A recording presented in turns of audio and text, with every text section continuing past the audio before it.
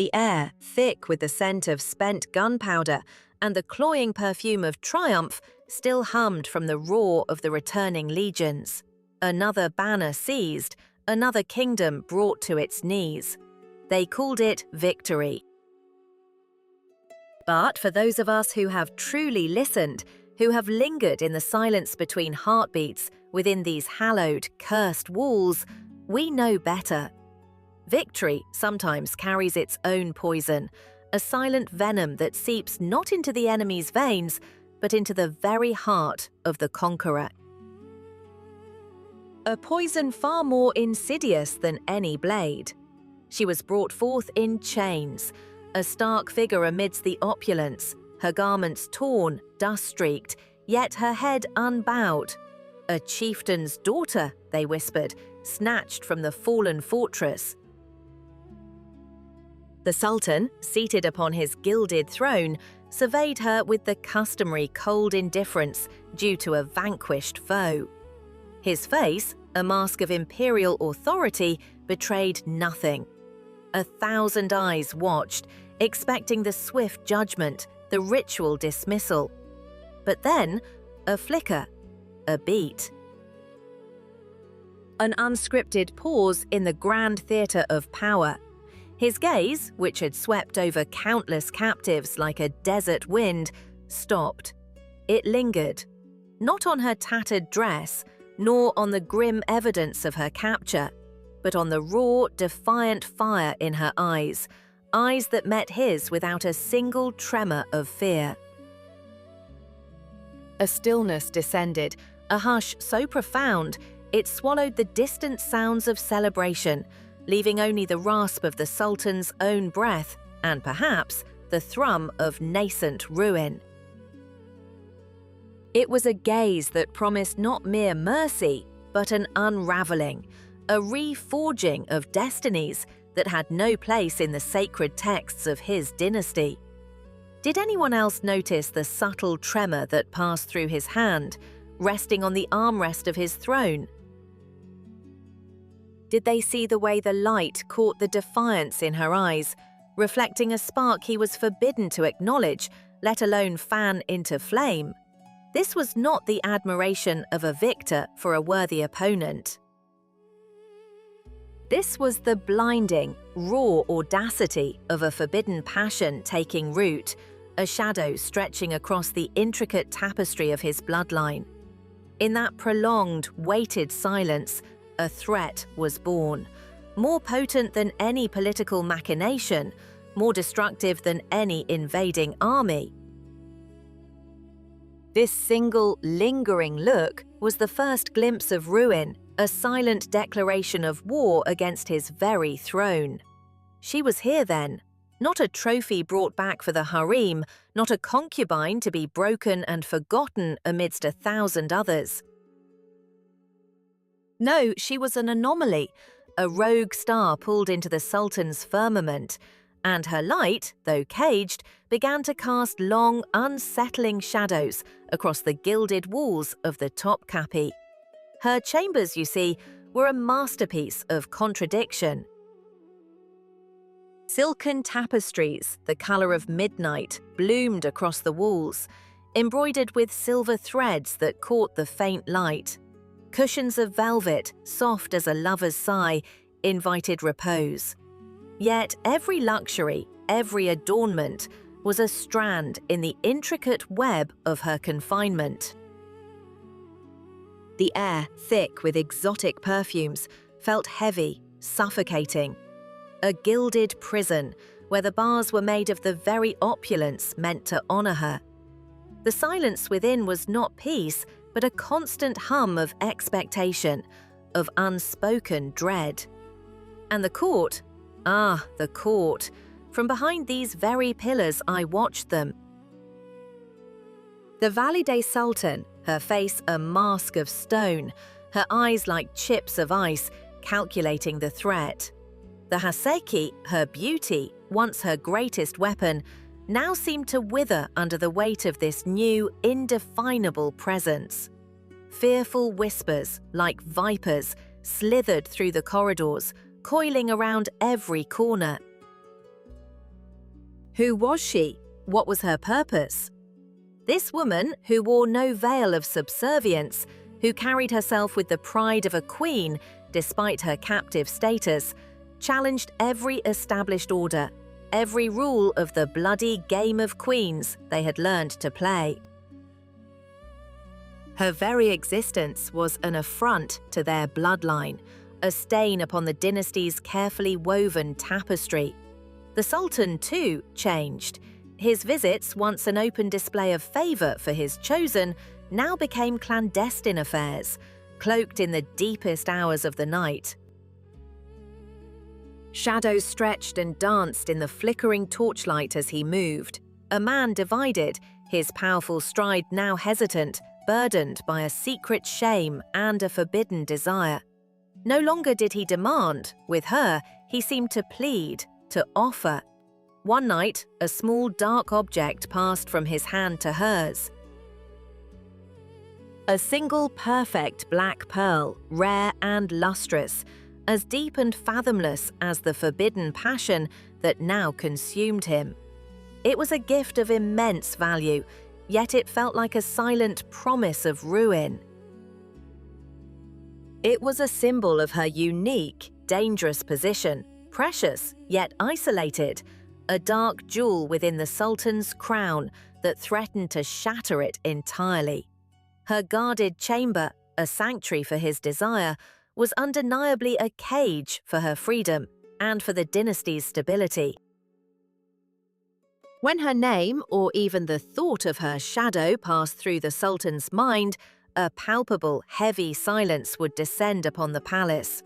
Not the respectful silence of a ruler's command, but the oppressive quiet of a dynasty holding its breath, teetering on the edge of an abyss.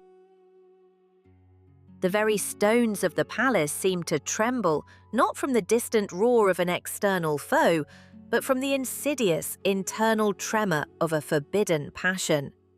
A bloodline, once unshakable, now threatened to unravel from within, poisoned by a desire no edict could contain, no blade could sever. From this vantage, behind the cold marble pillar, I have witnessed the unraveling of kings. And it is here, in the gilded cage of these chambers, that a passion, forbidden and fierce, began to twist into something far more intricate. You saw the Sultan's eyes, did you not? Ablaze with an obsession that defied reason, an ardor for the woman whose bloodline he had sought to erase. He believed it was a conquest of the heart, a new jewel in his crown. But mark my words, dear listeners, the true game had only just begun. Her name was spoken now in whispers, not as captive, but as a silent force. She moved through these palace halls with a grace that was both ethereal and unnervingly deliberate. Her beauty, yes, it ensnared him, but it was her mind, a labyrinth of shadows and hidden motives that truly held him captive. Was it love she offered, this woman stripped of her kingdom, or was it a weapon honed in the crucible of her despair? Observe her now. The Sultan, lost in the intoxicating haze of his desire, sees adoration in her gaze, reciprocation in her touch. He brings her gifts, baubles of unimaginable worth, each one an unspoken plea for her affection, and she, with a smile as soft as silk, accepts them. But beneath that silken veneer, a silent calculation flickers in her depths. She does not merely receive, she weighs. Every gesture from the Sultan, every word whispered in the dead of night, is a test. A subtle probe into the true extent of his will, his devotion, his perilous vulnerability. She knew, you see, that the battlefield had merely shifted. No longer were swords clashing on dusty plains. Now, the war was waged in the quiet confines of these chambers, fought with glances, with sighs, with the potent poison of expectation. Her strength was not in overt rebellion, but in the quiet, almost imperceptible tests she laid before him. A servant, one night, was dispatched with a seemingly innocuous request: a rare bloom from a specific valley, a flower known for its potent yet undetectable properties. A message, whispered into the ear of her former lady-in-waiting, disguised as a plea for comfort, yet carrying instructions that would resonate only with those who understood the language of her fallen kingdom. The Sultan, basking in her perceived vulnerability, saw only a woman seeking solace. He did not see the cryptic message delivered in plain sight, the tendrils of her network subtly extending even within his fortified palace walls. Then there was the faded map, discovered, quite by accident, by one of the Sultan's trusted aides, tucked away within a discarded tapestry in her private receiving room. A map of her homeland, intricate and detailed, with forgotten mountain passes and hidden river routes marked with a delicate hand. It was an old map, centuries old, its edges frayed. Had she meant for it to be found? Or was its discovery another carefully orchestrated gambit? The aide presented it to the Sultan, expecting wrath. Instead, the Sultan, his heart a raw wound of longing, saw only a poignant reminder of her loss, a testament to her enduring spirit. He cherished it, he protected it, never suspecting it might be a blueprint for a different kind of return. And the chessboard. Oh, the chessboard. Often, after their intimate evenings, she would leave it unfinished. A game half played, a knight poised to strike, a king dangerously exposed. She would rise, her eyes meeting his across the polished wood, a challenge unspoken. She never invited him to finish the game, she merely left it there, a silent question hanging in the air. Do you dare to make the next move, my conqueror? Do you truly understand the stakes? It was a silent war, fought with ivory and ebony, a stark reflection of their shared, perilous dance. His desire for her, his willingness to bend, to grant her unspoken wishes, was her greatest weapon. This, my dear listeners, is where the true dynasty is forged or broken, not by grand declarations, but by the subtle manipulations of the heart. The Sultan saw a reflection of his forbidden passion.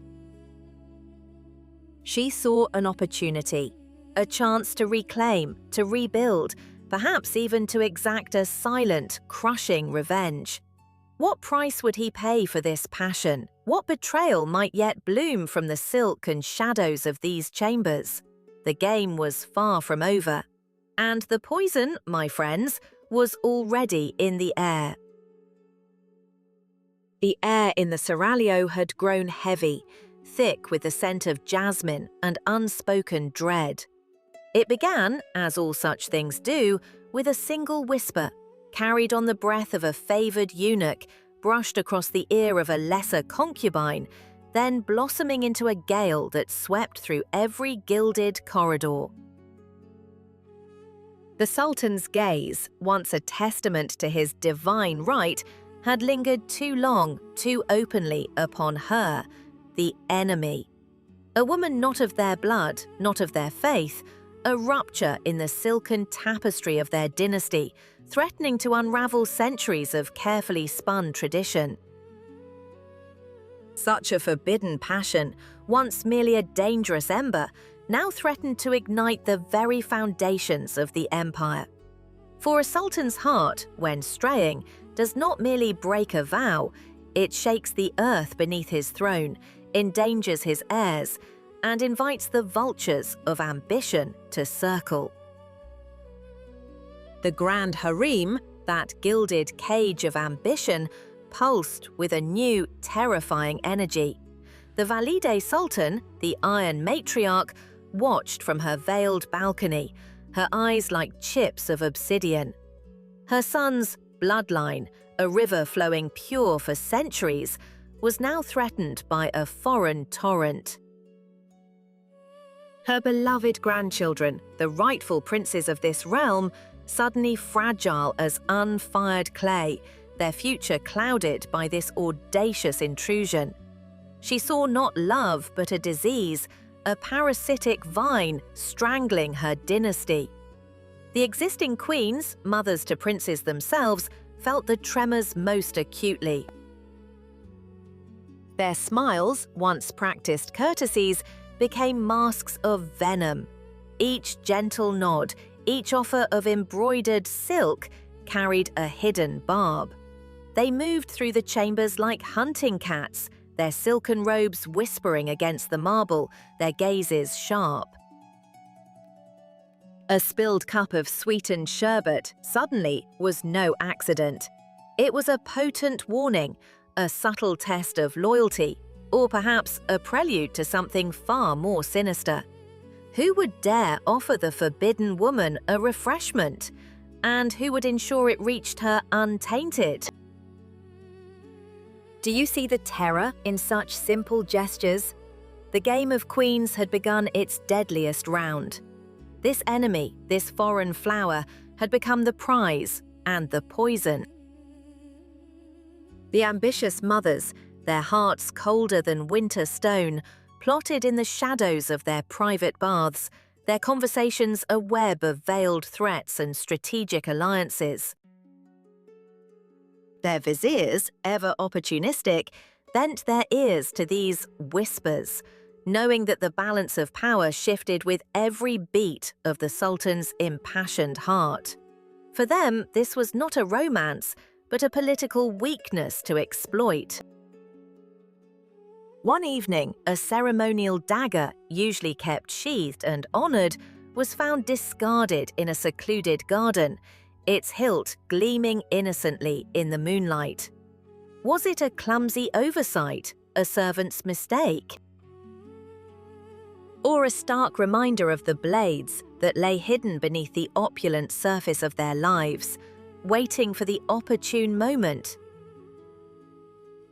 The glint of a rival queen's emerald ring, catching the light as she raised her hand to silence a servant, seemed to promise not wealth but ruin, a silent declaration of war from one matriarch to another. Poison, of course, was the ultimate weapon in this silent warfare. It left no trace, no blood, only a cold silence that descended upon the victim, and a convenient explanation of illness. Every meal served, every perfumed bath drawn, every gift of exotic fruit became an object of suspicion. The air itself seemed to thicken with paranoia.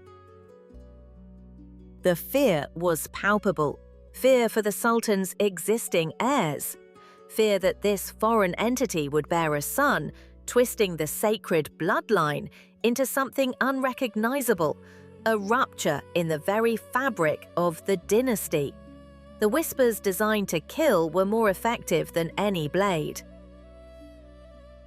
They spoke of sorcery, of foreign gods, of ill omens. They eroded reputation, isolated the target, and slowly, irrevocably, prepared the ground for her elimination. The Sultan, perhaps blinded by his own burgeoning desire, might dismiss them as mere jealousies, but the women of the harem knew better. They knew the true power of a lie repeated often enough. And through it all, the smiles remained, beautiful, deceptive, each one a silent promise of betrayal.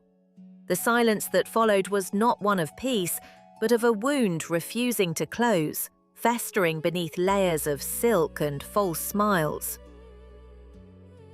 You see, some passions, my friends, do not merely burn and fade. They leave an indelible mark, a scar etched not just on the heart of a man, but on the very soul of an empire.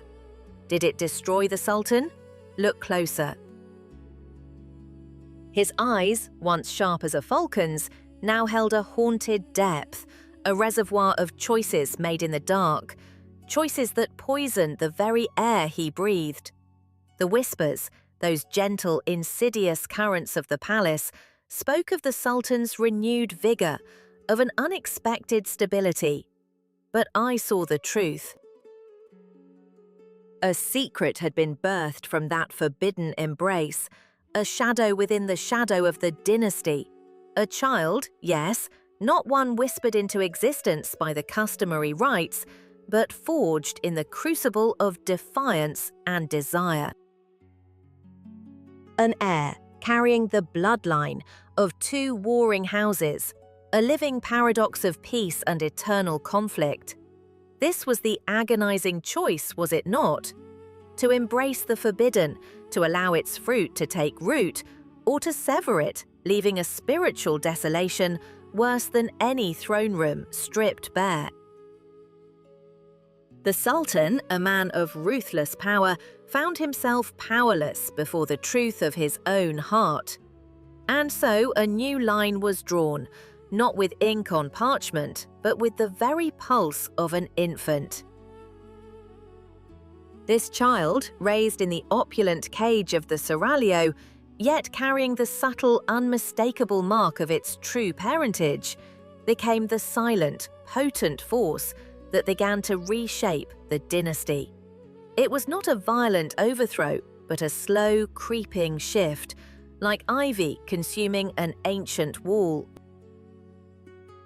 The betrayal of expectation, the breaking of a sacred seal on an ancient decree, was now manifest in flesh and blood. The empire was not destroyed, no, but it was irrevocably altered. Its future now entwined with a shadow it could never fully understand, nor truly control. And the cost? It was the silence that now hung heavy in the Sultan's chamber, heavier than any crown.